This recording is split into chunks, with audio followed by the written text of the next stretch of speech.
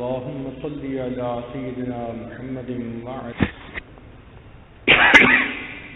اللهم صل على سيدنا محمد وعلى آل سيدنا وبارك وسلم اللهم صل على سيدنا محمد وعلى آل سيدنا مبارکہ میں ہے کہ نبی علیہ الصلوۃ والسلام نے ارشاد فرمایا اللہ لما یغزوکم من نعمہ، کرو کہ اس نے تمہیں کھانے کے لیے بے شمار لحب اللہ، اور مجھ سے محبوب ہوں۔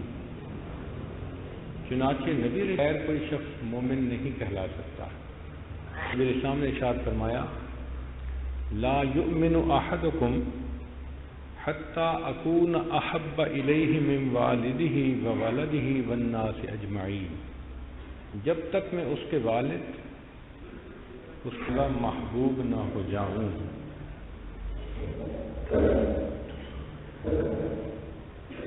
دنیا کی تمام محبتوں پر غالبی، جتنی بھی محبتیں دنیا میں ہیں، ان تمام اگر بقیہ محبتیں بڑھ گئیں تو قرآن مجید میں قل ان کان آباؤکم وابناؤکم واخوانکم وازواجکم وعشیرتکم واموال اقترفتموها وتجارة تخشون کسادها ومساکن ترضونها احب الیکم من اللہ ورسولہ وجہاد فی سبیلہ فتربصوا حتی یأتی اللہ بامرہ، حتیٰ کہ انسان کی اپنی جان سے بھی زیادہ نبی اسلام اس کو محبوب ہو جائیں۔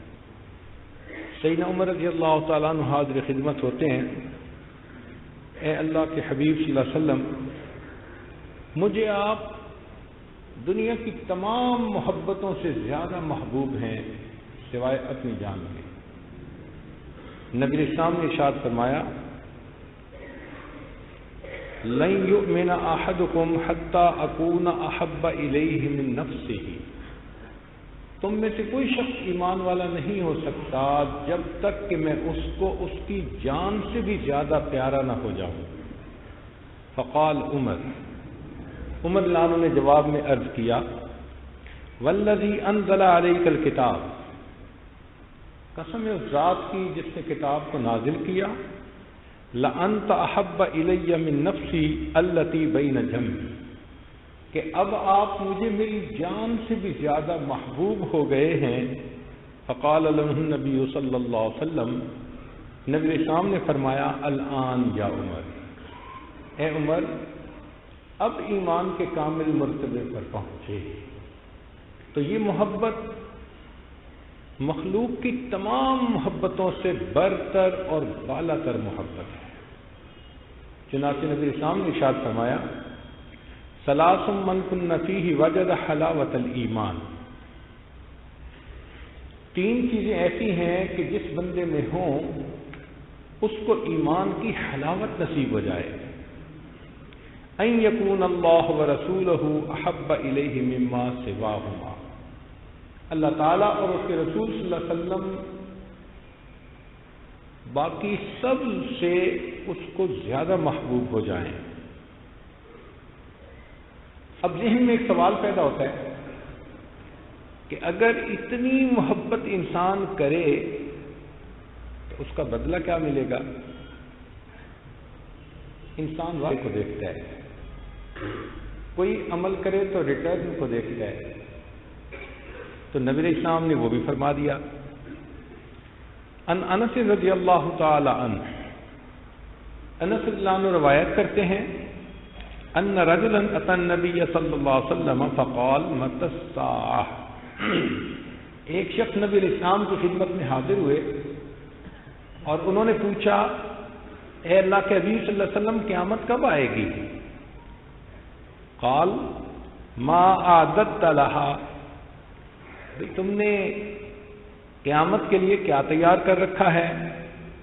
قال، اس نے عرض کیا ما اعددت لها من کثیر صلاۃ ولا صوم ولا صدقہ، اے اللہ کے حبیب صلی اللہ علیہ وسلم بہت ساری نمازیں، روزے اور صدقہ یہ چیزیں تو میں نے جمع نہیں کی، وَلَكِنِّي أُحِبُّ اللَّهَ وَرَسُولَهُ، ہاں میں اللہ اور اس کے رسول اللہ علیہ وسلم سے بہت محبت کرتا ہوں۔ قال، نبی اسلام نے جواب میں فرمایا، انت مع من احببت، تو جنت میں اس کے ساتھ ہوگا جس سے تمہیں بہت محبت ہوگی۔ ایک اور صحابی نبی اسلام کی خدمت میں حاضر ہوتے ہیں اور عرض کرتے ہیں، یا رسول اللہ، اے اللہ کے حبیب صلی اللہ علیہ وسلم، لأنت احب الی من اہلی و مالی، آپ مجھے میرے مال میرے اہل سے زیادہ محبوب ہیں۔ وإنی لأذکرک فما اصبر حتی اجیء، میں جب گھر میں رہتے ہوئے آپ کو کبھی یاد کرتا ہوں، آپ کا دھیان دل میں آتا ہے، تو میں صبر نہیں کر پاتا، آپ کی خدمت میں حاضر ہوتا ہوں۔ فانظر الیک، اور آپ کے منور چہرے کو دیکھتا ہوں۔ وانی ذکرت موتی و موتک، اور میں یہ بھی سوچتا ہوں کہ ایک دن موت میرے اوپر بھی آنی ہے اور آپ پر بھی آنی ہے۔ انک اذا دخلت الجنہ، آپ جنت میں داخل ہو گئے، رفعت مع النبیین، تو آپ تو انبیاء کے درجے میں ہوں گے۔ وانی دخلتها لا اراک، اور میں جنت میں چلا بھی گیا تو میں تو آپ کو نہیں دیکھ سکوں گا۔ مقصد کہنے کا تھا کہ پھر مجھے جنت میں مزہ ہی کیا آئے گا۔ سبحان اللہ، کیا محبت تھی صحابہ رضی اللہ تعالی عنہم کو۔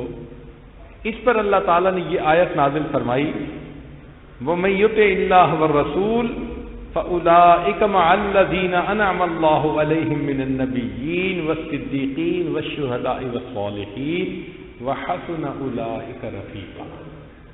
تو اس محبت کا ثمر یہ کہ انسان کو قیامت کے دن نبی علیہ السلام کے قدموں میں جگہ نصیب ہو جائے گی۔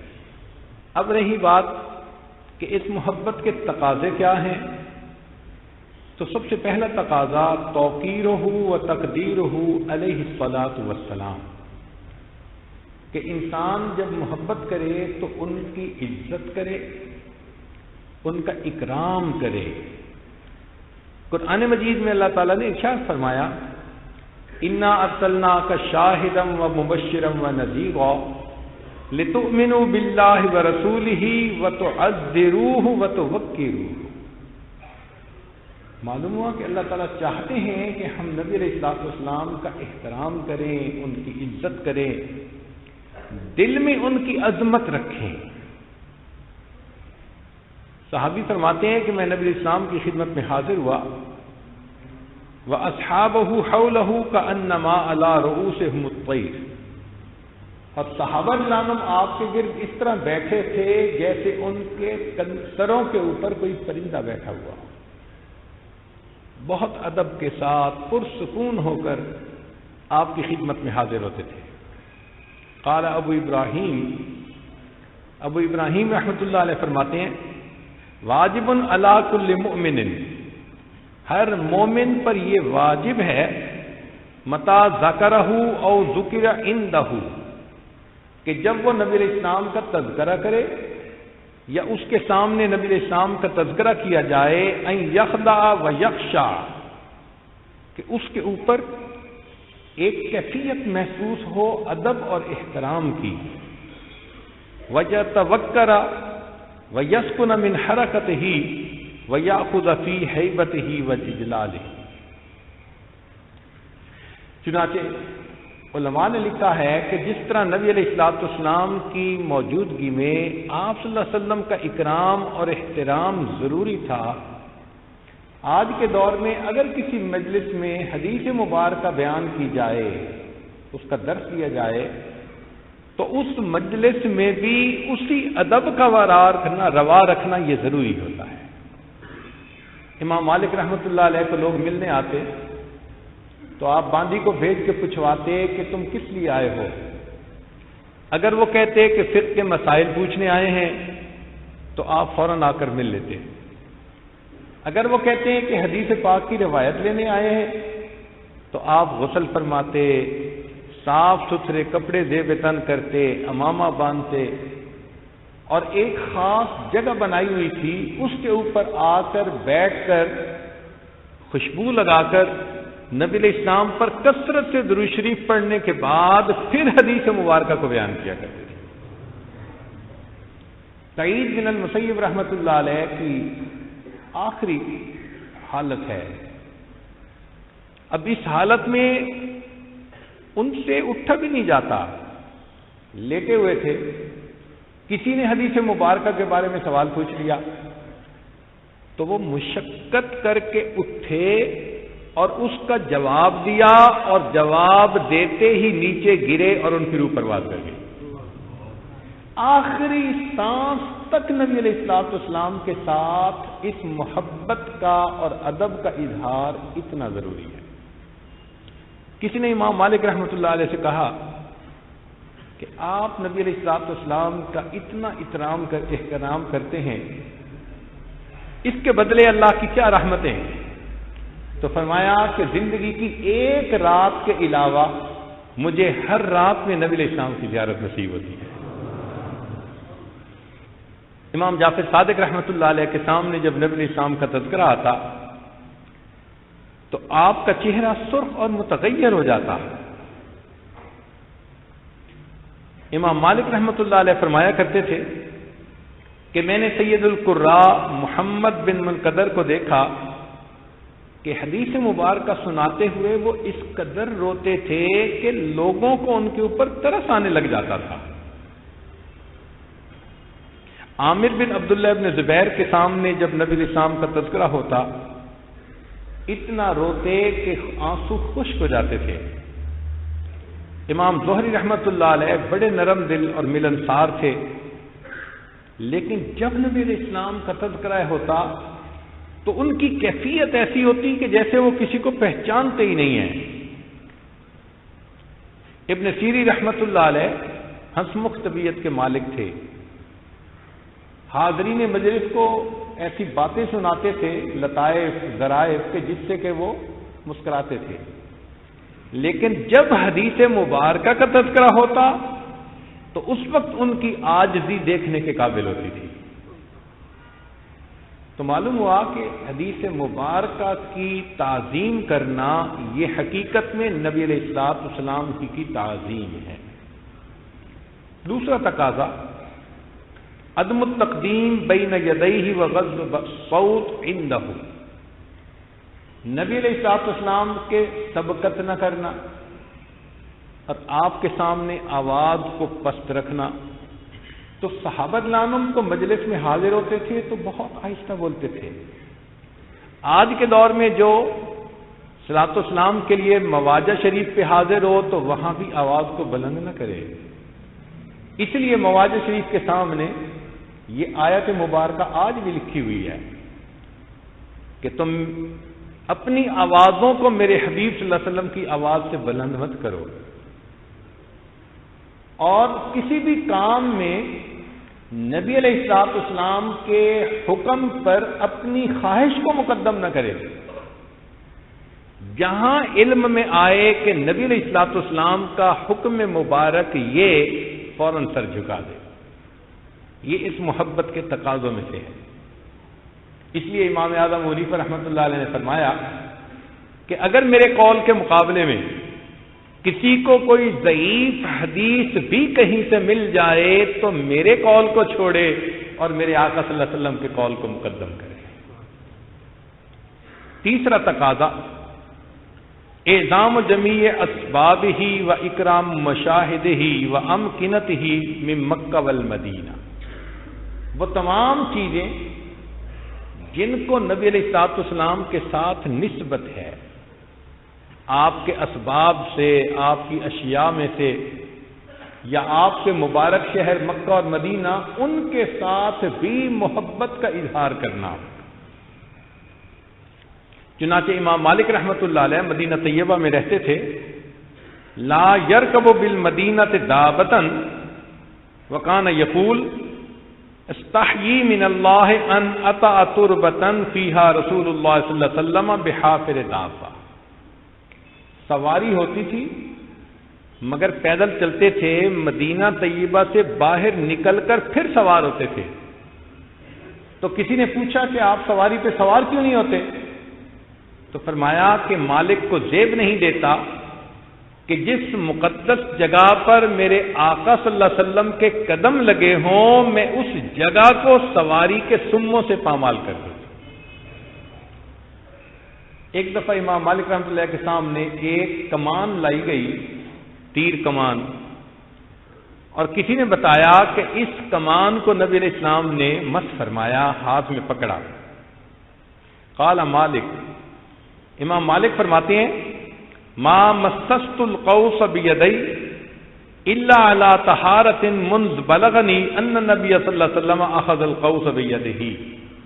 مجھے جب اس بات کا علم ہوا کہ اس کمان کو محبوب صلی اللہ علیہ وسلم نے مبارک ہاتھ لگائے ہیں، میں نے زندگی بھر اس کمان کو بے وضو ہاتھ کبھی نہیں لگایا۔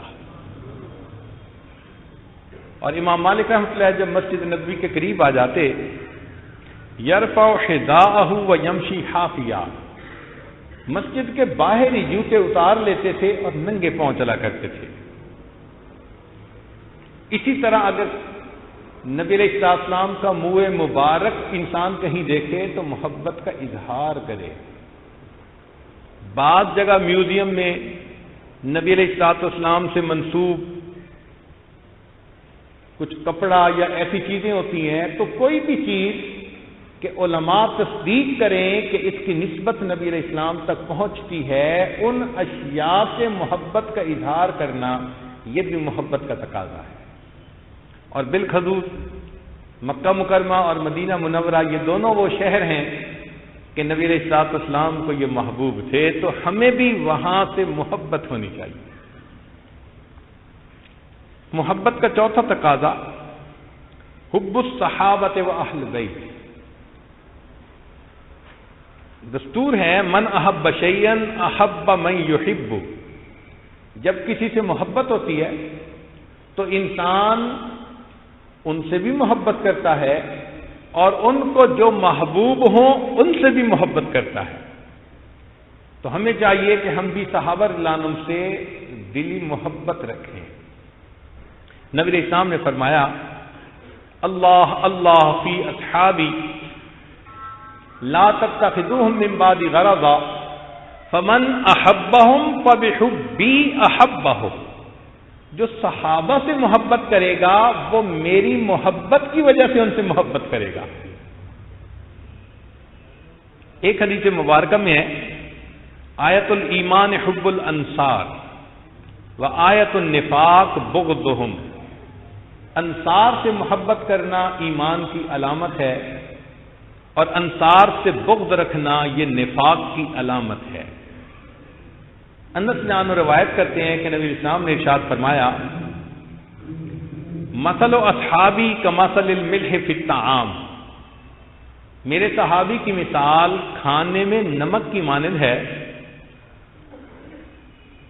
لا یصلح الطعام الا بہ، اگر نمک نہ ہو تو کھانا بے ذائقہ ہوتا ہے، اور اگر صحابہ کی محبت نہ ہو تو انسان کا ایمان حلاوت کے بغیر ہوتا ہے۔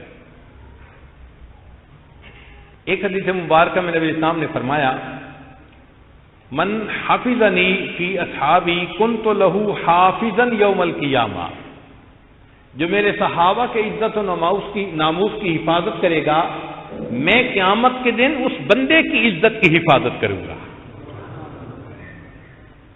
ایک حدیث مبارکہ میں نبی اسلام نے فرمایا من حافظنی فی اصحابی ورد علی الحوض، جو میرے صحابہ کے عزت و ناموس کی حفاظت کرے تو اسے چاہیے کہ حوض کوثر پر میرے سامنے آئے، ومن لم یحفظنی فی اصحابی لم یرد علی الحوض، اور جو میرے صحابہ کے ناموس کی حفاظت نہ کرے اس کو چاہیے کہ میرے پاس حوض کوثر پہ حاضر ہی نہ ہو۔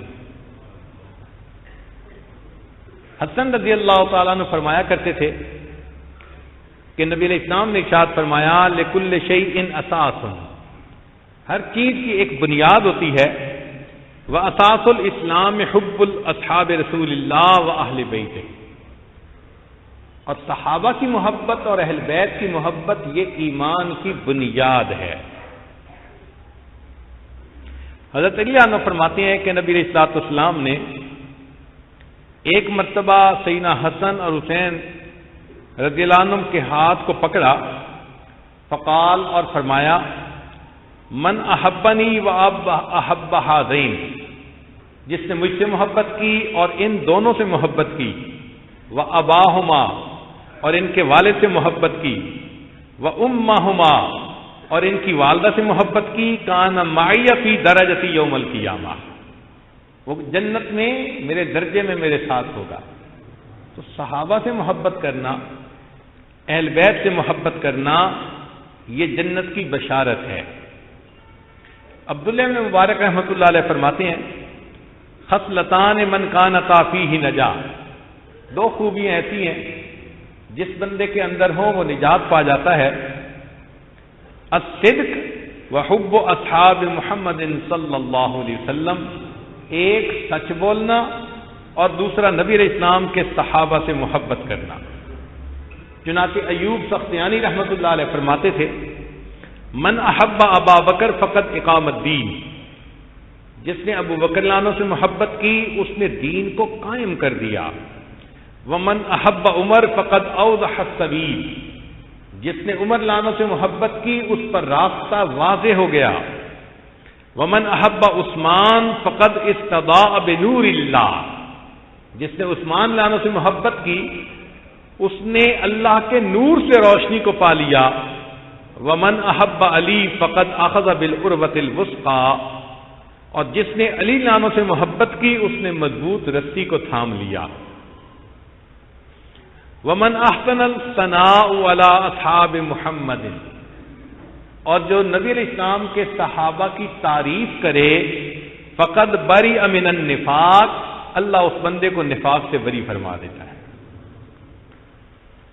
پانچواں تقاضا الاقتداء بہ، کہ انسان جس سے محبت کرتا ہے اس کی پیروی کرتا ہے۔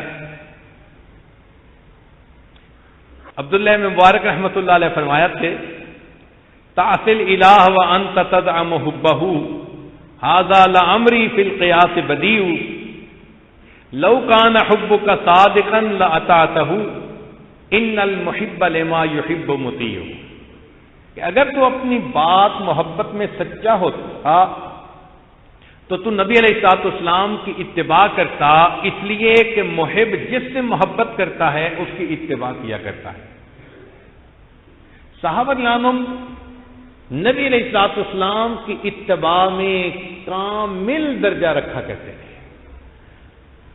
چنانچہ عبداللہ ابن رواحہ رضی اللہ عنہ مسجد نبوی میں داخل ہونے لگے، ایک قدم اندر اور ایک ابھی باہر۔ نبی علیہ السلام صحابہ کو فرما رہے ہیں اجلسو اجلسو، بیٹھ جاؤ بیٹھ جاؤ۔ انہوں نے جب یہ لفظ سنا تو وہ وہیں بیٹھ گئے، ایک قدم اندر اور ایک باہر، دھوپ ہے۔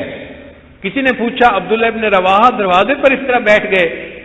کہنے لگے کہ میرے کانوں میں جب آواز پڑی اجلسو، مجھے زیب نہیں دیتا تھا کہ باہر کا قدم اندر رکھتا اور پھر بیٹھتا۔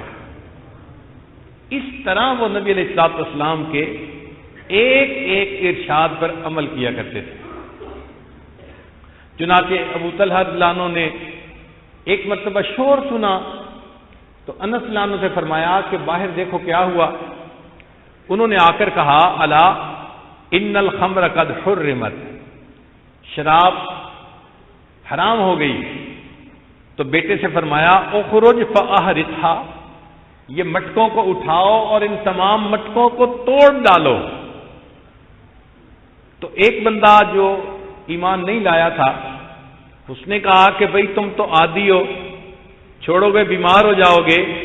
تو فرمانے لگے لیسو بدوا ولکنہ دا، یہ دوا نہیں، آج کے بعد یہ میرے لیے بیماری بن گئی ہے۔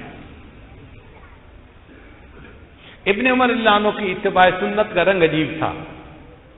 چنانچہ مدینہ طیبہ سے مکہ مکرمہ کی طرف جب جانے لگے تو ایک جگہ سواری کو روکا، نیچے اترے، اور ایک مخصوص جگہ پر جا کر اس طرح بیٹھے جیسے قضائے حاجت سے فارغ ہوتے ہیں، مگر کچھ کیے بغیر واپس آ گئے، سفر شروع کر دیا۔ تو جو رفقا تھے انہوں نے پوچھا کہ حضرت کیوں رکے اگر ضرورت نہیں تھی؟ تو فرمانے لگے کہ میں نے ایک مرتبہ نبی علیہ السلام کے ساتھ سفر کیا، میرے آقا صلی اللہ علیہ وسلم نے یہاں سواری روکی، فراغت اختیار کی، میں جب اس جگہ پہنچا تو میرا دل چاہا میں بھی وہی عمل کروں جو میرے آقا نے کیا ہوا ہے۔ اتنا سنت کی اتباع تھی۔ مسجد نبوی میں ایک دروازہ تھا جس کو نبی علیہ السلام نے فرمایا کہ میرا جی چاہتا ہے کہ اس میں سے عورتیں آیا کریں، باب النساء۔ عبداللہ ابن ملان فرماتے ہیں کہ جس دن مجھے یہ بات پہنچی اس کے بعد پوری زندگی میں اس دروازے سے کبھی داخل نہیں ہوا، کہ میرے آقا صلی اللہ علیہ وسلم نے فرما دیا کہ کتنا اچھا ہو کہ یہ عورتوں کے لیے مخصوص کر دیا جائے۔ اس قدر سنت کی اتباع کرتے تھے۔ دل میں بات آئے گی یہ صحابہ رضی اللہ عنہم کی تو شان ہی اور تھی۔ قریب کے زمانے میں اگر آپ دیکھنا چاہیں تو ہمارے اکابر علماء دیوبند کو اللہ رب العزت نے اتباع سنت میں ایک نرالی شان دی تھی۔ چنانچہ اس قافلہ کے سرخیل امام حضرت مولانا قاسم نانوتوی رحمۃ اللہ علیہ کی زندگی کو دیکھیے کہ فرنگی نے ان کی گرفتاری کا حکم جاری کر دیا۔ جب پتہ چلا تو آپ 3 دن کے لیے روپوش ہو گئے اور 3 دن کے بعد دوبارہ پھر واپس آئے اور زندگی گزارنی شروع کر دی۔ کسی نے کہا حضرت پھانسی چڑھا دیں گے یہ لوگ؟ فرمایا پھانسی چڑھ جانا مجھے قبول ہے، میں نے اپنے آقا صلی اللہ علیہ وسلم کی مبارک زندگی کو دیکھا، مجھے غار طور کی 3 راتیں یا 3 دن روپوشی کے نظر آتے ہیں، میں نے اس سنت پر عمل کیا اور اس کے بعد میں وہاں سے باہر آ گیا۔ حضرت مولانا رشید احمد گنگوہی رحمۃ اللہ علیہ آخری عمر میں ان کی آنکھوں میں موتیا بند آ گیا تھا تو بینائی چلی گئی، مگر سرما پابندی سے لگاتے تھے۔ تو کسی طالب علم نے پوچھ لیا کہ حضرت سرما تو لگاتے ہیں بینائی تیز ہونے کے لیے؟ فرمایا کہ میں بینائی تیز ہونے کی نیت نہیں کرتا، میں اپنے آقا صلی اللہ علیہ وسلم کی سنت پر عمل کرنے کی نیت کرتا ہوں۔ حضرت شیخ الہند رحمۃ اللہ علیہ کی مبارک زندگی کو دیکھیے، ان کو جیل کے اندر قید کر دیا گیا تو وہاں انہوں نے یوسف علیہ السلام کی نیابت کا حق ادا کرتے ہوئے جیل کے قیدیوں کو دین کی تعلیم دینی شروع کر دی۔ علامہ انور شاہ کشمیری رحمۃ اللہ علیہ ان کو نبی علیہ السلام سے بہت محبت تھی، فرمایا کرتے تھے میں نے اپنی زندگی میں دینیات کی کسی کتاب کو کبھی بے وضو ہاتھ نہیں لگایا۔ اور ایک مرتبہ ان کو اسہال لگ گئے، لوز موشن، تو کسی نے کہا کہ حضرت یہ بیماری کیسے ہوئی؟ تو فرمانے لگے کہ مجھے نبی علیہ السلام کی کچھ عرصے کے بعد باقاعدہ زیارت ہوتی تھی، اب ذرا درمیان میں وقفہ لمبا ہو گیا، اس غم سے اسہال لگ گئے کہ میرے کسی گناہ کی وجہ سے مجھے محروم نہ کر دیا گیا۔ حضرت حکیم الامت مولانا شرف علی تھانوی رحمۃ اللہ علیہ کی مبارک زندگی دیکھیے، ہر دن اور ہر رات سنت سے مزین۔ فرماتے ہیں کہ میں نے بیٹھ کر حساب لگایا میرے رمضان کی زندگی کے اعمال کیا اور غیر رمضان کے اعمال کیا، تو فرماتے ہیں کہ میں نے دیکھا کہ دونوں میں کوئی فرق نہیں، میرا وقت غیر رمضان میں ایسے ہی گزرتا تھا جیسے کہ رمضان میں گزرا کرتا تھا۔ جن کی پوری زندگی رمضان بن گئی ہو تو سوچئے ہر عمل میں وہ سنت کی کتنی اتباع کرتے ہوں گے۔ حضرت مولانا حسین مدنی رحمۃ اللہ علیہ کو اللہ رب العزت نے یہ شرف بخشا کہ 18 سال مسجد نبوی میں بیٹھ کر انہوں نے حدیث کا درس دیا۔ ایک مرتبہ ان کو گنبد خضرا کے اندر جانے کا موقع ملا تو اندر اپنی ریش مبارک سے جھاڑو دینے لگے، جگہ کو صاف کرنے لگے. کسی نے پوچھا حسین احمد یہ کیا؟ تو جواب میں کہا کہ جس کی سنت ہے میں اسی کی حرمت پہ قربان کر رہا. واپس لوٹ کر دیوبند آئے تو دارالحدیث کے سامنے ایک چھوٹا سا باغیچہ بنا ہوا تھا. وہاں حضرت نانوتوی رحمۃ اللہ علیہ نے گلاب کے پھول لگوائے تھے. کسی نے پوچھا کہ حضرت تو پھول تو کئی ہوتے ہیں، آپ نے گلاب کو کیوں سلیکٹ کیا؟ تو فرمانے لگے کہ میں نے کتاب میں پڑھا ہے کہ نبی علیہ الصلوۃ والسلام کے جسم اطہر سے جو خوشبو آتی تھی، گلاب کی خوشبو اس خوشبو کے قریب تر ہے. میں نے اس لیے لگوایا کہ یہ خوشبو آئے گی مجھے اپنے آقا کی یاد آیا کرے. حضرت نانوتوی رحمۃ اللہ نے کیکر کا درخت لگوا دیا. استاد حیران، حضرت پھولوں کی جگہ تھی، اتنی خوبصورت کیاری تھی، یہاں کیکر کا درخت، کانٹے ہی کانٹے. فرمان لگے اگرچہ کانٹے ہیں مگر صلح حدیبیہ میں جو بیعت رضوان لی گئی تھی تو جس درخت کے نیچے بیعت لی تھی وہ کیکر کا درخت تھا. میں اس کیکر کے درخت کو دیکھوں گا، میں اپنے آقا صلی اللہ علیہ وسلم کو یاد کروں گا. چنانچہ اسی قافلہ کے ایک اور بزرگ، جسمانی طور پر تو نہیں فنظار لیکن روحانی طور پر اتنے مضبوط، آپ ان کی زندگی کو دیکھیں تو وہ ایک ایک گھر کے دروازے پر کھڑے ہیں. لوگوں میں سوال کرنے کے لیے آیا ہوں. کسی نے پوچھا روٹی کا؟ فرمانے لگے نہیں، میں روٹی کا سائل نہیں، میں وقت کا سوال کرتا ہوں. تم اللہ کے دین کے لیے اپنے گھروں سے نکلو، میرے آقا کا دین سیکھو گے، مجھے آقا کی غلامی کا حق ادا کرنے کی توفیق حاصل ہو جائے. حضرت مولانا احمد علی لاہوری رحمۃ اللہ علیہ لاہور میں تفسیر کا درس دیا کرتے تھے اور فرمایا کرتے تھے کہ میں اللہ کی عظمت میں قربان کہ میں نے سکھ کا بیٹا ہو کر تفسیر لکھی اور دیکھو ایک سید کے بیٹے نے ہیر لکھی. ہیر نام سے کچھ اشعار اس نے لکھے. تو اللہ کی شان، جس سے چاہے جو کام لے لیتا ہے. تو ہمارے اکابر علماء دیوبند پر اللہ رب العزت کا یہ خاص کرم کہ سنت کی اتباع میں ان کا رنگ نرالا تھا. چھٹی چیز، بغض من ابغض اللہ ورسولہ، جو اللہ اور اس کے رسول صلی اللہ علیہ وسلم سے بغض رکھے انسان اس کے ساتھ دل میں بغض رکھے. اس کی مثال سمجھنی بڑی آسان ہے. ماں بیٹے سے محبت کرتی ہے، اب جو اس کے بیٹے سے محبت کرے اسے اچھا لگتا ہے اور جو بیٹے سے محبت نہ کرے وہ اچھا نہیں لگتا. تو اگر ایک ماں کی محبت کا یہ عالم، تو پھر اگر نبی علیہ السلام کی محبت اپنی جان سے بھی زیادہ، تو اگر کسی کے دل میں نبی علیہ السلام کی محبت نہ ہوگی تو دل سے کتنا برا لگے گا. چنانچہ رئیس المنافقین عبداللہ ابن ابی نے ایک موقع پر یہ کہہ دیا کہ ہم جب جائیں گے لَيُخْرِجَنَّ الْأَعَزُّ مِنْهَا الْأَذَلَّ، تو عزت والے مدینہ سے ذلیل لوگوں کو نکال دیں گے. اب یہ بات ان کے بیٹے نے بھی سنی. جب قافلہ مدینہ طیبہ پہنچا تو شہر کے دروازے کے اوپر آ کر کھڑے ہو گئے اور اپنے والد کو کہنے لگے لن تدخل المدینہ حتی یأذن لک رسول اللہ صلی اللہ علیہ وسلم، تو شہر میں داخل نہیں ہو سکتا جب تک کہ اللہ کے حبیب صلی اللہ علیہ وسلم تجھے داخلے کی اجازت نہ دے، پتہ چلے کہ عزت والا کون ہے اور ذلیل کون ہے. نبی علیہ السلام نے فرمایا انی اذنت لابیک فکف عنہ، میں نے تیرے والد کو داخل ہونے کی اجازت دی، تو اپنا ہاتھ پیچھے ہٹا. تب انہوں نے اپنے والد کو مدینہ میں داخل ہونے کی اجازت عطا فرمائی.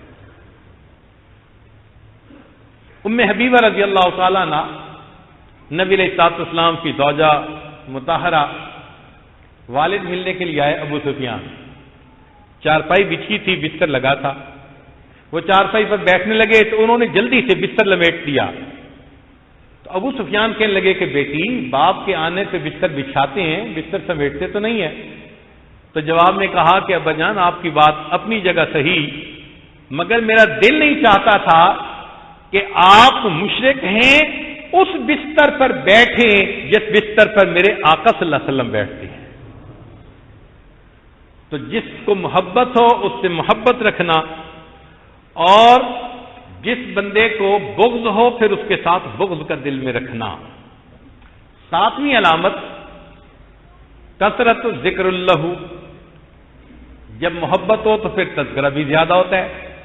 من احب شیئا اکثر ذکرہ، دستور کی بات ہے کہ جس سے محبت ہوتی ہے انسان اس کی باتیں کرتا رہتا ہے۔ ہم نے کئی مرتبہ دیکھا ماں کو اولاد سے محبت ہوتی ہے، وہ بیٹے کی باتیں ہی سناتے نہیں تھکتی۔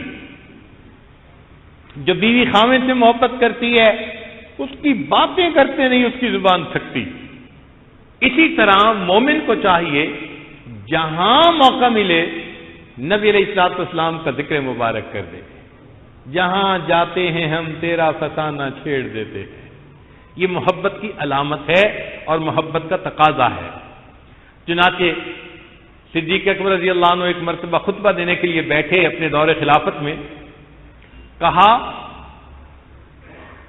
سمعت رسول اللہ العام الاول فاول فبکا، کہ میں نے نبی علیہ الصلوۃ والسلام سے ایک سال یہ سنا، اور جب نبی علیہ السلام کے لفظ زبان سے ادا ہوئے فبکا، آنکھوں میں سے آنسو آ گئے، سر نیچے جھکا لیا، پھر آنسو سمیٹے، پھر دوبارہ اسی طرح سمیتوں کا لفظ کہا، جب نبی علیہ السلام کا نام آیا پھر آنکھوں میں سے آنسو۔ خطبہ دینے سے پہلے 3 مرتبہ ایسا ہوا۔ ان کو نبی علیہ الصلوۃ والسلام کی یاد اس قدر آیا کرتی تھی۔ عبداللہ ابن عمر رضی اللہ عنہ بیٹھے تھے تو زیادہ بیٹھنے کی وجہ سے پاؤں سن ہو گیا۔ کسی نے کہا کہ بھئی جس سے محبت زیادہ اسے یاد کرو، اذکر احب الناس الیک یذل عنک، تو یہ تمہاری سن ہونے کی کیفیت ختم ہو جاتی۔ فصاح یا محمد، فوراً کہا اے محمد صلی اللہ علیہ وسلم، فانتشرت، اللہ نے پاؤں کا وہ سن ہونا جو تھا اسی وقت ختم فرما دیا۔ تو بے اختیار ان کی زبانوں سے نبی علیہ الصلوۃ والسلام کا تذکرہ ہوتا تھا۔ سیدنا بلال رضی اللہ عنہ مدینہ طیبہ میں اذان دیتے تھے۔ جب نبی علیہ السلام نے پردہ فرمایا تو بلال رضی اللہ عنہ نے سوچا کہ اب اس جگہ پر میں رہوں گا، اور اگر اذان دوں گا اور محبوب صلی اللہ علیہ وسلم کا چہرہ انور نہیں دیکھوں گا تو میں برداشت نہیں کر سکوں گا۔ چنانچہ وہ شام ہجرت کر کے چلے گئے۔ ایک رات خواب میں نبی علیہ الصلوۃ والسلام کی زیارت نصیب ہوئی۔ فرمایا بلال کتنی سرد مہری ہے کہ اتنا عرصہ ہوا ہمیں ملنے ہی نہیں آئے۔ اسی وقت اٹھ کے بیٹھ گئے۔ بیوی سے کہا کہ تیاری کرو، میں نے ابھی سفر شروع کرنا ہے۔ رات میں ہی سفر شروع کر دیا۔ چنانچہ مدینہ طیبہ حاضر ہوئے، صلاۃ والسلام پڑھا، حاضری دی، نماز کا وقت ہو گیا، اذان دینی تھی تو 2 شہزادے سیدنا حسن رضی اللہ عنہ اور سیدنا حسین رضی اللہ عنہ انہوں نے فرمائش کر دی کہ ہمیں اپنے نانا جان کے زمانے کی اذان کی آواز سنوا دیجیے۔ فرمائش ایسی تھی کہ انکار کی گنجائش نہیں تھی۔ چنانچہ بلال رضی اللہ عنہ نے جب اذان دینی شروع کی اور صحابہ کے کانوں میں وہ آواز پہنچی جو محبوب صلی اللہ علیہ وسلم کے زمانے میں پہنچتی تھی، آنکھوں کو قابو نہ رہا، رونے لگ گئے۔ جب قریب کے گھروں میں آواز پہنچی تو عورتیں رونے لگی، حتیٰ کہ انہوں نے اپنے آپ کو چادروں میں لپیٹا، اور یہ معلوم کرنے کے لیے کہ یہ آواز کیسے آنے لگی وہ مسجد کے قریب آئیں۔ اب مسجد کے اندر صحابہ رو رہے ہیں، مسجد کے باہر مستورات رو رہی ہیں، اور عجیب وقت وہ بنا جب ایک بچے نے اپنی ماں سے یہ کوشچن پوچھا کہ اماں بلال لانو تو اتنے عرصے کے بعد واپس آ گئے، تو بتا اللہ کے حبیب صلی اللہ علیہ وسلم کب یہاں واپس آئیں گے؟ تو صحابہ کو جب نبی علیہ السلام کی یاد آتی تھی تو ان کی آنکھوں سے آنسو آ جاتے تھے۔ چنانچہ جب صحابہ رضوان ایک دوسرے کو ملتے تھے تو جیسے ہم آئس کریم پیش کرتے ہیں یا کوئی سویٹ ڈش پیش کرتے ہیں تو صحابہ رضوان ایک دوسرے کو کہتے تھے آؤ میں تمہیں نبی علیہ السلام کی باتیں سناؤں۔ گھنٹوں بیٹھ کے نبی علیہ السلام کی باتیں سناتے تھے، یہ ان کے نزدیک سویٹ ڈش سے زیادہ سویٹ چیز ہوا کرتی تھی۔ 8ویں چیز کثرت شوق ہی الی لقائہ، جب نبی علیہ الصلوۃ والسلام سے اتنی محبت ہے تو پھر آپ سے ملاقات کا شوق دل میں ہونا. کل حبیب یحب لقاء حبیبہ، دستور کی بات ہے کہ ہر محب محبوب سے ملاقات کا شوق رکھتا ہے. چنانچہ جس بندے کے دل میں بھی نبی علیہ الصلوۃ والسلام کی زیارت کی تمنا، آپ سے ملاقات کی تمنا ہوگی، یہ اس کے ایمان کی حلاوت کی نشانی ہے. چنانچہ ابو ہریرہ عنہ روایت کرتے ہیں، من اشد امتی لی حب ناس یکونون بعدی، کہ انسانوں میں میرے بعد جو لوگ آئیں گے ان میں سب سے زیادہ مجھ سے محبت کرنے والے لوگ وہ ہوں گے.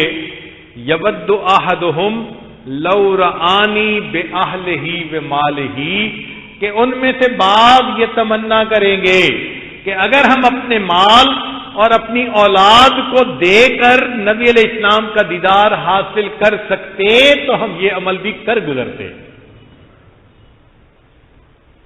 چنانچہ ابدہ رضی اللہ عنہ ایک صحابی ہیں، فرماتی ہیں کہ میرے والد خالد بن میدان جب رات کو بستر پر لیٹتے تو نبی علیہ السلام کو اور صحابہ کرام کو یاد کرتے اور کہتے، ہم اصلی و فصلی و الیہم یحن قلبی طال شوقی الیہم فاجل رب قبضی الیک، یہ میرے اصل اور فصل تھے اور ان کی یاد مجھے تڑپاتی ہے، اے اللہ میری روح کو قبض کر لے اور مجھے ان لوگوں کے ساتھ واصل کر دے.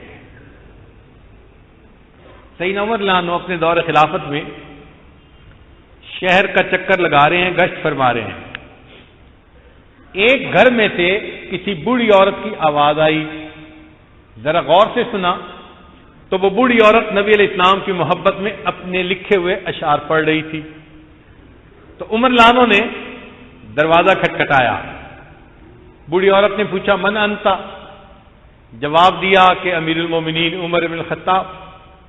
وہ کہنے لگی کہ امیر المومنین رات کے وقت میں مجھ بڑھیا کے دروازے پر؟ اس نے دروازہ کھولا. امیر المومنین تشریف لائیے. آپ رضی اللہ عنہ نے کمرے میں قدم رکھا اور کہا کہ آج میں آپ کے سامنے ایک فریاد لے کر آیا ہوں، میری فریاد کو پورا کر دیں. اس نے کہا آپ بیٹھیں تو صحیح چارپائی پہ. نیچے زمین پر بیٹھ گئے. فرمانے لگے کہ میری بات کو پورا کریں تب میں چارپائی پر بیٹھوں گا. آنکھوں میں آنسو. بڑھیا نے کہا میں آپ کی کون سی تمنا پوری کر سکتی ہوں؟ فرمانے لگے کہ ابھی جو تم نے نبی علیہ السلام کی محبت میں اشعار پڑھے ان میں آخری شعر کا ترجمہ یہ تھا، اللہ مجھے اپنے حبیب صلی اللہ علیہ وسلم کے ساتھ جنت میں اکٹھا کر دینا. اس شعر میں تھوڑی سی تبدیلی کر کے اس کو یوں پڑھ لو، اللہ مجھے اور عمر بن الخطاب لانوں کو جنت میں محبوب کے ساتھ اکٹھا کر دینا. اللہ محمد صلاۃ الابراری صلی علیہ الطیبون الاخیار یا لیت شعری والمنایا اطوار حل تجمعنی وحبیب الدار. چنانچہ بلال نانو کی وفات کا وقت قریب ہوا تو بیوی نے کہا واہ حزنا ہو، ہائے افسوس. فرمانے لگے واہ تربا ہو، اے خوشی غدن القل احبت محمد وحزبہ، کہ کل میری نبی علیہ السلام اور ان کی جماعت صحابہ کے ساتھ ملاقات ہو جائے گی. تو ان کو مرنا اچھا لگتا تھا کہ نبی علیہ السلام کے ساتھ جلدی ملاقات ہو جائے. اب 9واں تقاضا نبی علیہ الصلوۃ والسلام کے ساتھ محبت کا، الشفقۃ علی امتہ والسعی فی مصالحہم، کہ اگر نبی علیہ الصلوۃ والسلام کے ساتھ محبت ہے تو آپ صلی اللہ علیہ وسلم کے دل میں جو امت کا غم تھا اس کو اپنی زندگی کا مقصد بنا لینا، اس غم کو اپنے دل میں بٹھا لینا اور امت کی ہدایت کے لیے، نفع رسانی کے لیے ہر وقت زندگی کو خرچ کر دینا، یہ بھی محبت کا تقاضا ہے. انس بن مالک رضی اللہ عنہ فرماتے ہیں، ذرا توجہ کیجئے، عجیب حدیث مبارکہ ہے. کہ نبی علیہ السلام نے ارشاد فرمایا الا اخبرکم ان اقوام، میں تمہیں کچھ لوگوں کے بارے میں نہ بتاؤں لیسوا بانبیاء ولا شہداء، نہ وہ انبیاء ہوں گے نہ وہ شہداء ہوں گے، یغبطہم یوم القیامت الانبیاء والشہداء، ہاں قیامت کے دن ان کی کیفیت پر انبیاء اور شہداء رشک کر رہے ہوں گے، بمنازلہم من اللہ عز وجل علی منابر من نور، وہ نور کے ممبروں پر بیٹھے ہوں گے، یکونون علیہا، قالوا، صحابہ نے عرض کیا ومن ہم، اے اللہ کے نبی صلی اللہ علیہ وسلم وہ لوگ کون ہوں گے؟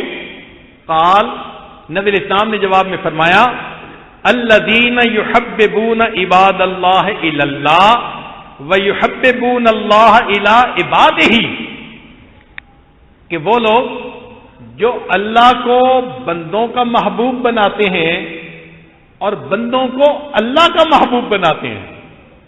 تو صحابہ نے پوچھا کہ اللہ کو بندوں کا محبوب بنا دینا یہ تو سمجھ میں آتا ہے، لیکن بندوں کو اللہ کا محبوب بنانے سے کیا مراد؟ تو فرمایا کہ بندوں کو امر بالمعروف اور نہی عن المنکر کی تلقین کرتے ہیں، جب لوگ شریعت کے پابند ہو جاتے ہیں اللہ ان سے محبت کرنے لگ جاتا ہے۔ تو دین کے شعبوں میں جو کام کرنے والے لوگ ہیں، مدارس کی شکل میں، دعوت و تبلیغ کی شکل میں، یا تزکیہ و تصوف کی شکل میں، یا کسی بھی دین کے کام کی شکل میں، یہ سارے کے سارے لوگ وہ ہیں جو اللہ کے بندوں کو اللہ سے ملاتے ہیں، جو بچھڑے ہوئوں کو اللہ سے ملاتے ہیں، لوگوں کے دل میں اللہ کی محبت بھرتے ہیں اور اللہ کو اپنے بندوں پر مہربان کرنے کے لیے ان بندوں کو سنت کی زندگی کی تلقین کرتے ہیں۔ ان لوگوں کو اللہ قیامت کے دن وہ مرتبہ دیں گے کہ جس کو دیکھ کر انبیاء اور شہداء بھی ان پر رشک کر رہے ہوں گے۔ تو نبی علیہ الصلوۃ والسلام کو امت کے ساتھ جو محبت تھی وہ بے غرض تھی۔ یہ بات ذہن میں رکھیں کہ دنیا کی تمام محبتیں غرض کی محبتیں، ماں باپ کی محبت، اولاد کی محبت، شاگرد استاد کی محبت، بھائی بھائی کی محبت، اس کے پیچھے کوئی نہ کوئی غرض ضرور ہوتی ہے۔ دنیا کی محبتوں میں تو دنیا غرض، اور دین کی محبتوں میں بھی غرض ہوتی ہے۔ کیا؟ کہ شاگرد کے دل میں کہ مجھے استاد سے اصلاح حاصل ہوگی، اور استاد کے دل میں کہ اس کی اصلاح ہو گئی تو اللہ مجھ سے راضی ہو جائیں گے۔ تو غرض تو ہر بندے کے دل میں ہے نا۔ تو اگر کوئی بندہ معلوم کرنا چاہے کہ کوئی محبت اس کائنات میں ایسی بھی تھی کہ جو بے غرض، تو اس کو جواب دیں گے کہ ہاں آؤ آج سے 1400 سال ذرا پیچھے جا کر دیکھتے ہیں۔ ایک ہستی، رات کا وقت ہے، تہجد کا وقت، مصلی کے اوپر سجدے کے اندر رب امتی رب امتی، اللہ میری امت کی بخشش کر دیجئے بخشش کر دیجئے، یہ پڑھ رہے ہیں اور اتنا لمبا وقت گزر گیا۔ عائشہ رضی اللہ عنہا فرماتی ہیں مجھے ڈر لگنے لگا میرے آقا کی کہیں روح تو قبض نہیں ہو گئی۔ میں بستر سے اٹھی اور میں نے پاؤں کے انگوٹھے کو ہلا کے دیکھا تو مجھے تسلی ہوئی کہ نہیں، آقا صلی اللہ علیہ وسلم لمبا سجدہ فرما رہے ہیں۔ تو آپ کا اتنا لمبا سجدہ کرنا اور امت کی دعا کرنا یہ بے غرض محبت تھی، کیونکہ اللہ نے اپنے حبیب صلی اللہ علیہ وسلم کو پہلے خوشخبری دیتی تھی لِيَغْفِرَ لَكَ اللَّهُ مَا تَقَدَّمَ مِن ذَنبِكَ وَمَا تَأَخَّرَ، اے میرے حبیب صلی اللہ علیہ وسلم آپ کے اگلے پچھلے گناہوں کو معاف کر دیا۔ اللہ نے خوشخبری دے دی تھی وَلَسَوْفَ يُعْطِيكَ رَبُّكَ فَتَرْضَىٰ، تیرا رب تجھے اتنا دے گا کہ تو بس کرے گا۔ جن کو اللہ کی رضا کی بھی خوشخبری مل گئی اور لغزشوں کی معافی کی بھی خوشخبری مل گئی، اب کوئی اور تو غرض دل میں ہو نہیں سکتی۔ تو ثابت ہوتا ہے کہ نبی علیہ السلام کی محبت امت کے اوپر بے غرض محبت تھی۔ اللہ نے ان کو رؤوف اور رحیم بنا کر بھیجا تھا۔ وہ رحمت، وہ رافت مجبور کرتی تھی اللہ میری امت کو جہنم کی آگ سے بچا لیجئے، اور اس کے لیے آپ صلی اللہ علیہ وسلم دعائیں مانگتے تھے۔ قربان جائیں کوئی ماں اپنی اولاد کے لیے 23 سال نہیں روتی، کوئی باپ 23 سال نہیں روتا. نبی علیہ السلام 23 سال امت کے لیے دعائیں فرماتے رہے. اور پھر مزید بات دیکھیے، جب ملک الموت آئے اور عرض کیا کہ اللہ تعالیٰ نے یاد فرمایا ہے، تو نبی علیہ السلام نے پوچھا کہ ملک الموت یہ مجھے پوچھ کر بتاؤ کہ کیا اللہ تعالیٰ میری امت کے ساتھ میرے جانے کے بعد کیا معاملہ کریں گے؟ تو رب کریم کی طرف سے پیغام آیا، اے میرے محبوب صلی اللہ علیہ وسلم، جب آپ کو امت کا اتنا غم ہے، ہم آپ کے پردہ کرنے کے بعد امت کو بے سہارا نہیں چھوڑیں گے. تب اللہ کے حبیب صلی اللہ علیہ وسلم نے اللہ کے حضور جانے کے لیے اپنے آپ کو پیش فرمایا. تو محبت کے تقاضوں میں سے یہ تقاضا بھی کہ انسان اپنی زندگی میں دین کو اپنا غم بنائے، دین کی خاطر اپنا جان، اپنا مال، اپنا وقت سب کچھ قربان کر دے، اور یہ نبی علیہ السلام کی غلامی اپنے لیے سعادت سمجھے. 10ویں علامت کثرت الصلاۃ والسلام علیہ. محبت کا یہ تقاضا ہے کہ نبی علیہ السلام پر کثرت کے ساتھ درود شریف بھی پڑھے. اللہ رب العزت نے ارشاد فرمایا، ان اللہ وملائکتہ یصلون علی النبی یا ایھا الذین آمنوا صلوا علیہ وسلموا تسلیما. چنانچہ صبح و شام اللہم صلی علی سیدنا محمد وعلی آل سیدنا محمد وبارک وسلم. ایک صحابی سید القراء ابن کعب رضی اللہ عنہ نبی اسلام کی خدمت میں حاضر ہوئے. اے اللہ کے نبی صلی اللہ علیہ وسلم، میں کتنا درود شریف پڑھا کروں؟ فرمایا جتنا چاہو. اے اللہ کے نبی صلی اللہ علیہ وسلم، تیسرا وقت درود شریف، تیسرا حصہ. فرمایا کہ اگر تو زیادہ کرے گا تو تیرے لیے زیادہ فائدے مند. انہوں نے کہا کہ 2 حصے درود شریف. فرمایا اور زیادہ پڑے گا تو اور فائدہ. انہوں نے کہا کہ اجعل لک دعائی کلہ، جتنا بھی میرے پاس وقت ہوگا میں ہر وقت آپ صلی اللہ علیہ وسلم پر درود شریف پڑھتا رہوں گا. فقال صلی اللہ علیہ وسلم، نبی علیہ السلام نے جواب میں فرمایا، اذن یغفر ذنبک، پھر اللہ تعالیٰ اس کے بدلے تمہارے گناہوں کو معاف کر دیں گے. وَتُكْفَى ہَمُّکَ، اور اللہ تیرے تمام غموں کو دور کرنے کے لیے کافی ہو جائیں گے. تو درود شریف کی برکت ہے، اللہ تعالیٰ غم پریشانی کو دور کر دیتے ہیں اور اللہ تعالیٰ گناہوں کو معاف کر دیتے ہیں. چنانچہ عمر بن الخطاب عنہ فرماتے تھے، الصلاۃ الدعاء والصلاۃ معلق بین السماء والارض. دعا اور نماز زمین اور آسمان کے درمیان معلق رہتی ہے. فلا یصعد الی اللہ منہ شیء حتی یصلی علی النبی صلی اللہ علیہ وسلم. اس وقت تک کوئی قبول نہیں ہوتی جب تک کہ اس میں نبی علیہ السلام پر درود شریف نہ شامل کیا جائے. اس لیے دعا مانگنے سے پہلے بھی درود شریف پڑھتے ہیں، بعد میں بھی درود شریف پڑھتے ہیں. حدیث پاک میں ہے، الدعاء بین الصلاتین لا یرد، کہ جو دعا 2 درود شریفوں کے درمیان ہوگی، اول آخر درود شریف، اللہ تعالیٰ اس دعا کو رد نہیں فرماتے. نبی علیہ السلام نے ایک ارشاد فرمایا، من صلی علیہ فی کتاب، جو بندہ لکھ رہا ہو اور لکھنے کے دوران نبی علیہ السلام کا نام نامی اسم گرامی آئے اور وہ آپ کے مبارک نام کے ساتھ صلی اللہ علیہ وسلم لکھے، تو فرمایا من صلی علیہ فی کتاب لم تزل الملائکۃ تستغفر له ما دام اسمی فی ذلک الکتاب، جب تک میرا نام اس کتاب کے اندر رہے گا فرشتے اس بندے کے گناہوں کی مغفرت کے لیے دعا کرتے رہیں گے. طلباء نوٹس بناتے ہیں، رجسٹر بناتے ہیں، تو جہاں اس میں گرامی آئے وہاں ساتھ صلی اللہ علیہ وسلم لکھنے کا اہتمام کریں. ابن مسعود عنہ فرماتے ہیں کہ نبی اسلام نے فرمایا، اول الناس بی یوم القیامہ، قیامت کے دن میرے سب سے قریب وہ ہوگا اکثرہم علیہ صلاۃً، جو دنیا میں مجھ پر زیادہ درود شریف پڑھنے والا ہوگا. ابو بکر صدیق عنہ فرماتے ہیں، الصلاۃ علی النبی امحق للذنوب من الماء البارد للنار. ٹھنڈا پانی آگ کو اتنا جلدی نہیں بجھاتا جتنا جلدی درود شریف انسان کے گناہوں کو مٹا دیتا ہے. ابو ہریرہ رضی اللہ عنہ فرماتے ہیں کہ نبی علیہ السلام نے فرمایا من نسی الصلاۃ علی نسی طریق الجنہ. جو شخص مجھ پر درود شریف پڑھنا بھول گیا وہ بندہ جنت کے راستے کو ہی بھول گیا.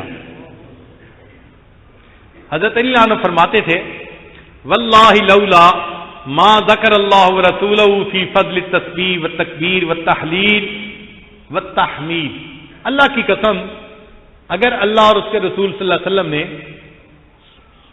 تسبیح یعنی سبحان اللہ، اللہ اکبر، الحمدللہ، لا الہ الا اللہ، اس کے فضائل اگر اللہ اور اس کے رسول صلی اللہ علیہ وسلم نے نہ بتائے ہوتے لجعلت کل انفاسی صلاۃ علی رسول اللہ صلی اللہ علیہ وسلم، میں اپنی زندگی کے ہر سانس میں نبی علیہ السلام پر درود شریف ہی پڑھا کرتا.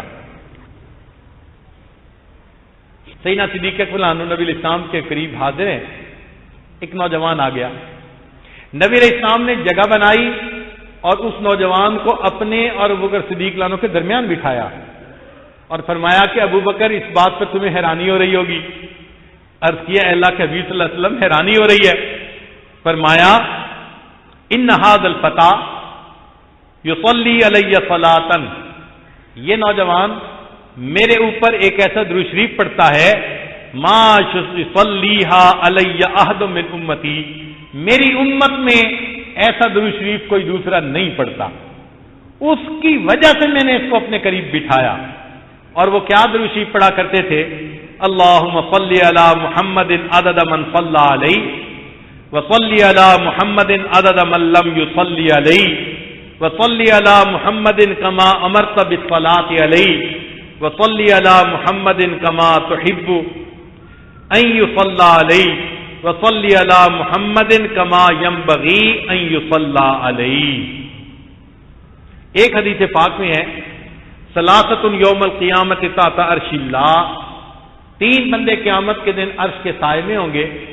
ان میں سے ایک وہ بندہ من اکثر الصلاۃ علیہ، جو میرے اوپر کثرت کے ساتھ درود شریف پڑھتا ہوگا. چنانچہ علماء نے کتابوں میں ان مقامات کا تذکرہ کیا اور مواقع کا تذکرہ کیا جس پر درود شریف پڑھنا چاہیے.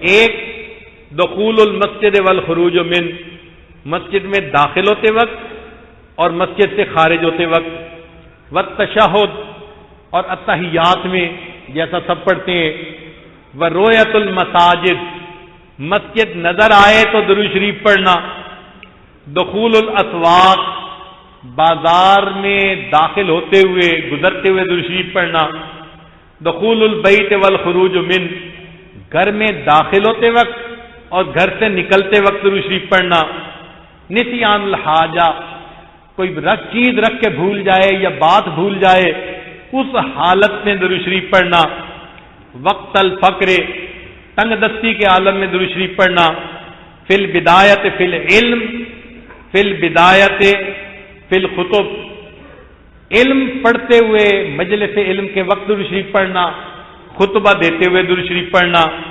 والانتہاء من مجالس العلم، مجلس علم کے اختتام پہ درود شریف پڑھنا، فی لقاء الاخوان، 2 بھائی جب آپس میں ملیں اس موقع پر نبی علیہ السلام پر درود شریف پڑھنا، فی موادعتہم و مفارقتہم، پھر مدارست الحدیث النبوی، نبی علیہ السلام کی حدیث مبارکہ کا درس دینے سے پہلے حدیث پڑھنا، عند تذکرتہ صلی اللہ علیہ وسلم، نبی علیہ السلام کا جب بھی تذکرہ ہو تو آپ صلی اللہ علیہ وسلم پہ درود شریف پڑھنا، عند ذکر اصحابہ، صحابہ کے تذکرے پر بھی نبی علیہ السلام کو یاد کر کے درود شریف پڑھنا، عند ذکر شیء من معاصرہ، نبی علیہ السلام سے تعلق نسبت رکھنے والی کوئی چیز، منہ مبارک دیکھا یا کوئی اور ایسی چیز دیکھی تو اس وقت پڑھنا، عند دخول المدینہ، اور جب مدینہ میں داخل ہونا تو درود شریف پڑھنا، عند المرور علی قبرہ صلی اللہ علیہ وسلم، اور صلاۃ والسلام کے لیے حاضری دینا تو اس وقت درود شریف پڑھنا۔ درود شریف کے فضائل سن لیجئے۔ انہا سبب لہدایت المصلی وحیات قلبہ، درود شریف پڑھنے سے اللہ تعالیٰ درود شریف پڑھنے والے کو ہدایت دیتے ہیں اور اس کے دل کو اللہ زندہ فرما دیتے ہیں۔ انہا سبب لزیادت محبت رسول اللہ صلی اللہ علیہ وسلم، یہ درود شریف نبی علیہ السلام کے ساتھ محبت میں زیادتی کا سبب۔ انہا سبب لزیادت محبت العبد لرسول اللہ، جو درود شریف زیادہ پڑھتا ہے تو اللہ کے نبی صلی اللہ علیہ وسلم کو اس سے محبت زیادہ ہوتی ہے۔ انہا سبب قرب العبد من ربہ یوم القیامہ، قیامت کے دن بندے کا نبی علیہ السلام سے قرب حاصل ہونے کا ذریعہ بنتا ہے۔ انہا اداء لشیء من حقہ صلی اللہ علیہ وسلم، جو درود شریف پڑھتا ہے وہ نبی علیہ السلام کی غلامی کا گویا حق ادا کرتا ہے۔ انہا سبب مغفرت الذنوب، نبی علیہ السلام پر درود شریف پڑھنا گناہوں کی مغفرت کا سبب۔ انہا سبب کفایت اللہ عبدہ ما اہمہ، بندے کے غم اور پریشانیوں کے ختم ہونے کا سبب۔ انہا سبب اجابت الدعاء، دعا قبول ہونے کا سبب۔ انہا سبب نیل شفاعتہ صلی اللہ علیہ وسلم، درود شریف پڑھنے والے کو نبی علیہ السلام کی شفاعت نصیب ہوگی۔ انہا سبب زکوٰۃ و طہارۃ للمصلی، جو پڑھنے والا اس کا دل پاک اور صاف ہو جاتا ہے۔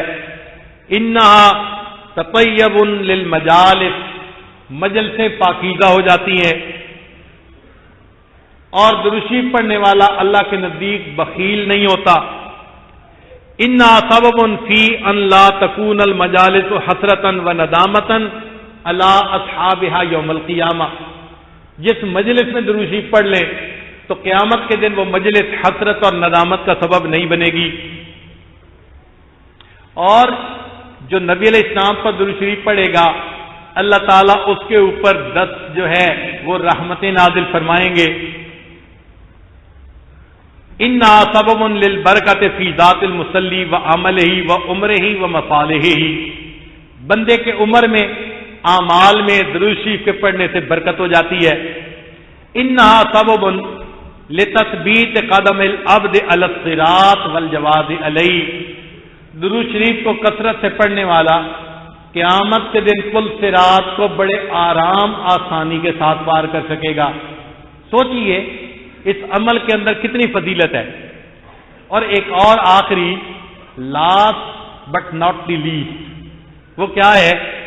انہا سبب لثقل کفۃ المیزان، درود شریف نیکیوں کے پلڑے کے جھک جانے کا قیامت کے دن سبب بن جائے گا۔ ایک حدیث مبارکہ سن لیجئے، اخرجہ ابن ابی دنیا والنمیری فی کتاب الاعلام، الاعلام کتاب میں اس کو نمیری نے اور ابن ابی دنیا نے نقل فرمایا۔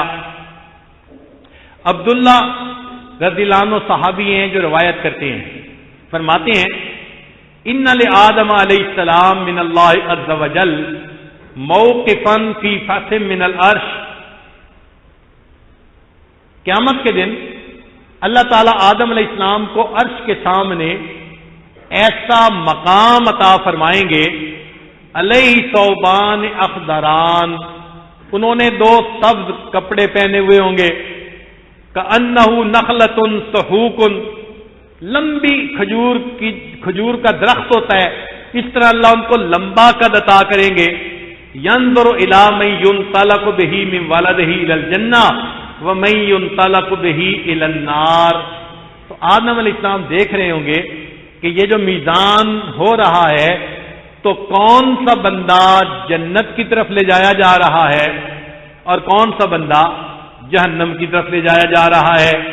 فبینا آدم علی ذالک، آدم علیہ السلام اس حال میں ہوں گے، اذ نظر الی رجل من امت محمد صلی اللہ علیہ وسلم، کہ وہ دیکھیں گے کہ نبی علیہ السلام کی امت کا ایک بندہ ينطلق به الى النار، فرشتے اس کو گھسیٹ کر جہنم کی طرف لے کے جا رہے ہوں گے. فینادی آدم علیہ السلام یا احمد یا احمد. تو آدم علیہ السلام اس وقت نبی علیہ السلام کو پکاریں گے اے احمد صلی اللہ علیہ وسلم، اے احمد صلی اللہ علیہ وسلم. فیقول علیہ الصلوۃ والسلام، جواب میں نبی علیہ السلام عرض کریں گے لبیک یا ابا البشر، اے بشر کے باپ میں حاضر ہوں. فیقول، آدم علیہ السلام فرمائیں گے ھذا رجل من امتی کا ينطلق به الى النار، یہ آپ کی امت کا ایک بندہ ہے اور فرشتے اس کو جہنم لے کے جا رہے ہیں. قال صلی اللہ علیہ وسلم، نبی علیہ السلام فرماتے ہیں فاشد المئزر، میں اپنی تہبند کو کس کے باندھ لوں گا. یہ ایک طریقہ تھا عربوں میں اہم کام کے لیے قدم اٹھانے سے پہلے کہ میں نے کس کے چادر باندھ لی اور میں نے قدم اٹھایا، یعنی پوری ول پاور کے ساتھ کسی کام کے لیے متوجہ ہونا. تو نبی علیہ السلام فرماتے ہیں کہ میں اپنی تہبند کو کس کے باندھ لوں گا. وَأَسْرَعُ فِي أَثَرِ الْمَلَائِكَةِ، اور میں ان فرشتوں کے پیچھے تیزی سے چلوں گا. فَأَقُولُ، اور میں ان کو کہوں گا یا رسول ربی قفو، اے میرے رب کے نمائندوں، ورکرو، رک جاؤ. فیقولون، فرشتے آگے سے جواب دیں گے نحن الغلاظ الشداد الذین لا نعصی اللہ ما امرنا ونفعل ما نؤمر، ہم بڑے سخت گیر اور قوی ہیں اور ہم وہی کرتے ہیں جس کا کرنے کا اللہ نے حکم دیا، ہم اللہ کے حکم کے خلاف نہیں کر سکتے. جب نبی علیہ الصلوۃ والسلام کو وہ یہ جواب دیں گے فَإِذَا آیَسَ النَّبِیُّ صلی اللہ علیہ وسلم، جب نبی علیہ السلام اس جواب کو سنیں گے تو پھر کیا ہوگا؟ قَبَضَ عَلَى لِحْيَتِهِ بِيَدِهِ الْيُسْرَى، نبی علیہ السلام اپنا بایاں ہاتھ اپنی ریچھ مبارک کے اوپر رکھیں گے. وَاسْتَقْبَلَ الْعَرْشَ بِوَجْهِهِ، اور اپنے منور چہرے کے ساتھ عرش کی طرف دیکھیں گے. عربوں میں کسی کے سامنے فریاد عاجزی ظاہر کرنے کا یہ طریقہ ہوتا تھا، کسی کو منانے کا طریقہ ہوتا تھا، منت سماجت کا یہ طریقہ ہوتا تھا کہ اس کے سامنے بائیں ہاتھ سے داڑھی کو پکڑ کے اس کے چہرے کی طرف دیکھو اور اس سے رحم کی اپیل کرو. تو نبی علیہ الصلوۃ والسلام ہو بہو وہی عمل فرمائیں گے. فرماتے ہیں کہ پھر میں کہوں گا یا ربی، اے اللہ پروردگار، قد وعدتنی اللہ تخزینی فی امتی، آپ نے میرے ساتھ وعدہ نہیں کیا تھا میری امت کے معاملے میں مجھے رسوا نہیں فرمائیں گے. فیاتی النداء من قبل العرش، عرش کے اوپر سے آواز آئے گی اطیعوا محمدا، میرے فرشتوں محمد صلی اللہ علیہ وسلم کی بات کو مانو. وردوا ھذا العبد الی المقام، اور اس بندے کو میزان کے پاس واپس لے جاؤ. فیخرج صلی اللہ علیہ وسلم بطاقۃ بیضاء کالانملۃ، نبی علیہ الصلوۃ والسلام انگلی کے ایک پورے کے برابر ایک چھوٹا کاغذ کا ٹکڑا اپنے پاس سے نکالیں گے. فیلقیھا فی کفۃ المیزان الیمنی، اور اسے دائیں طرف والے پلڑے کے اندر رکھ دیں گے. وہو یقول بسم اللہ، اور ڈالتے ہوئے نبی علیہ السلام بسم اللہ پڑھیں گے.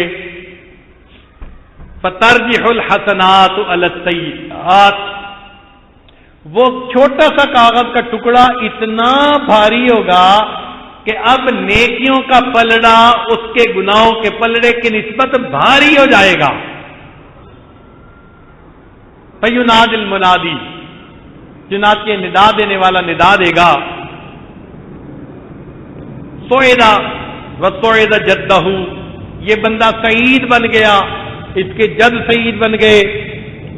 وثقلت موازینہ، اور اس کا نیکیوں کا پلڑا بھاری ہو گیا. انطلقوا بہ الی الجنہ، اس بندے کو جنت کی طرف لے کے جاؤ. جب بندے کو فرشتے جنت کی طرف لے کر جانے لگیں گے تو وہ کہے گا کہ فرشتوں ٹھہر جاؤ، حتی اسأل ھذا العبد الکریم علی ربہ، میں اس کریم بندے سے پوچھ تو لوں کہ یہ ہستی کون ہے۔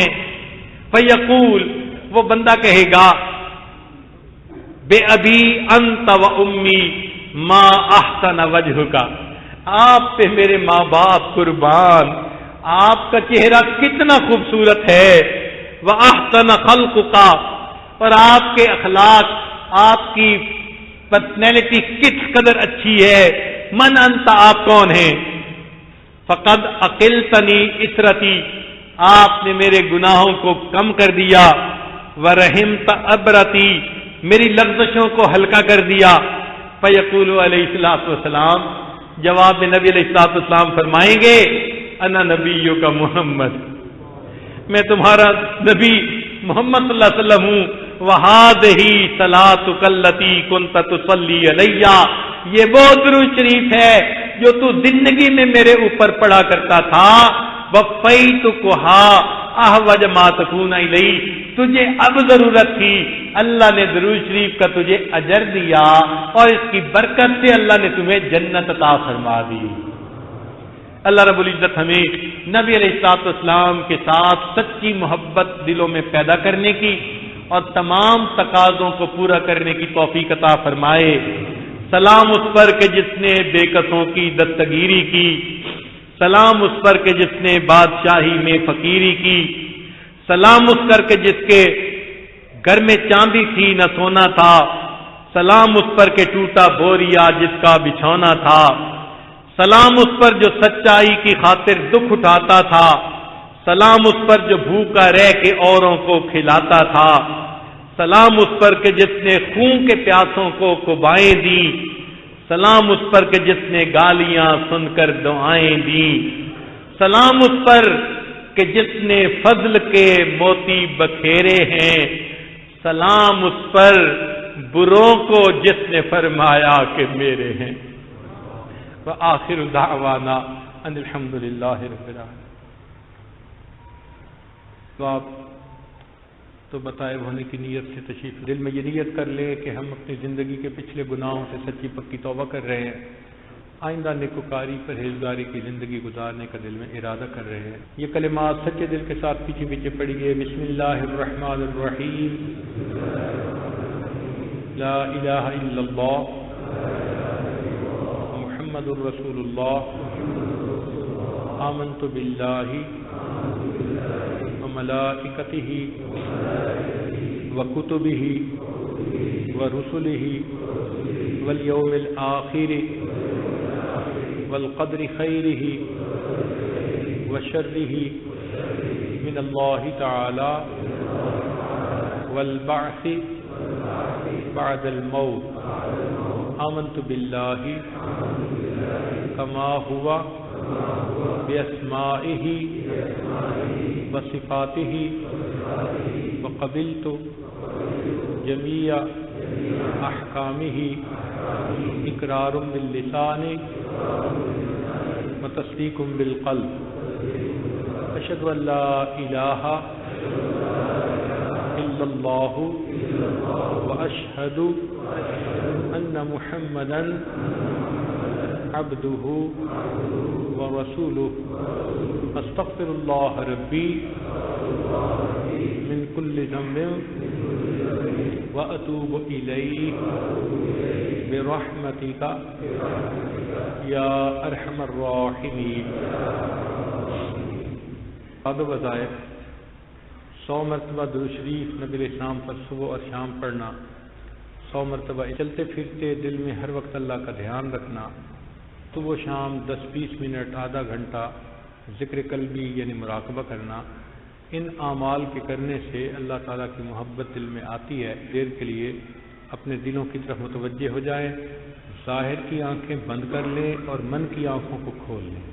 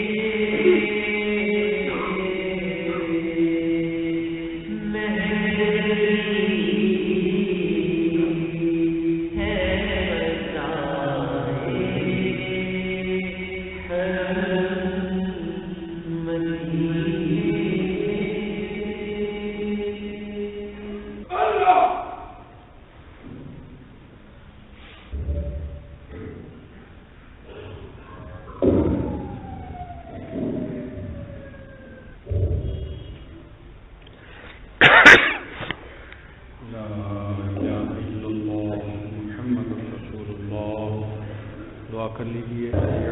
سیدنا محمد وعلی آل سیدنا محمد وبارک وسلم.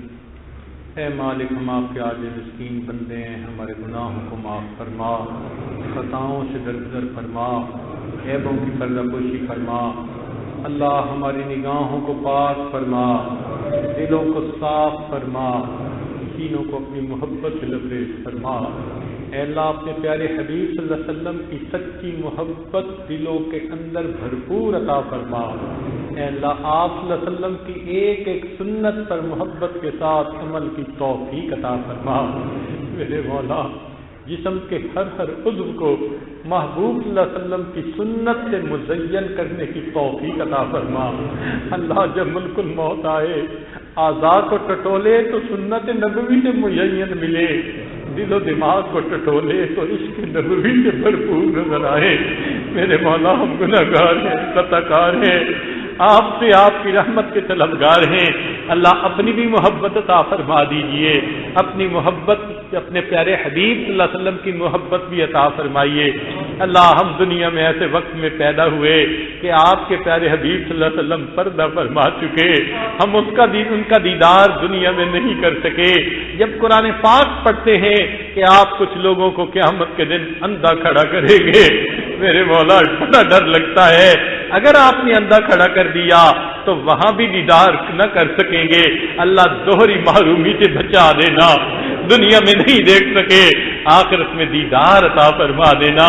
بڑا دل چاہتا ہے اس چہرے کو دیکھیں جسے آپ نے والضحیٰ فرمایا، ان زلفوں کو دیکھیں جنہیں آپ نے واللیل فرمایا. اللہ قیامت میں ان کے قدموں میں جگہ عطا فرمانا، ان کے ہاتھوں حوض کوثر کا جام عطا فرمانا. اللہ ان کے لائے ہوئے دین کو زندگی کا مقصد بنانے کی توفیق عطا فرما. ہمارے گھروں کو سنت نبوی کا گلشن بنا دیجئے. اللہ ہماری اولادوں اور نسلوں کو بھی سنتوں کا عاشق بنا دیجئے. اللہ ہم پر رحمت کی نظر فرما دیجئے. آج کی اس مجلس کو اللہ ہماری بخشش کا ذریعہ بنا دیجئے. میرے مولا قیامت کے دن اپنے حبیب صلی اللہ علیہ وسلم کی شفاعت عطا فرما دیجئے. اللہ دنیا میں جہاں بھی مسلمان پریشان ہیں، سب کی پریشانیوں کو دور فرما. ہمارے تینوں حرم کی حفاظت فرما، مدارس عربیہ کی حفاظت فرما، دعوت و تبلیغ کے کام کی حفاظت فرما. جہاں اللہ اللہ ہوتی ہے ان خانقاہوں کی حفاظت فرما. اقامت دین کی کوششوں کی حفاظت فرما. جنہوں نے دعاؤں کے پیغامات دیے اللہ سب کی نیک مرادوں کو پورا فرما. بے اولادوں کو نیک اولاد عطا فرما. جو صاحب اولاد ان کی اولادوں کو نیکوکار بنا، فرما بردار بنا، ماں باپ کی آنکھوں کی ٹھنڈک بنا. جن گھروں میں جوان بچے بچیاں موجود ہیں اللہ ان بچوں کے مستقبل کو روشن فرما. ماں باپ کے لیے فرض ادا کرنے آسان فرما. جو مقروض ہیں اللہ قرضے کی ادائیگی کی سبیل پیدا فرما. پریشان حالوں کی پریشانی کو دور فرما. اے کریم آقا اپنی رحمت سے ہماری اس حاضری کو اس مجلس میں قبول فرما. صلی اللہ تعالی علی حبیبہ سیدنا محمد و آلہ و اصحابہ اجمعین برحمتک یا ارحم الراحمین.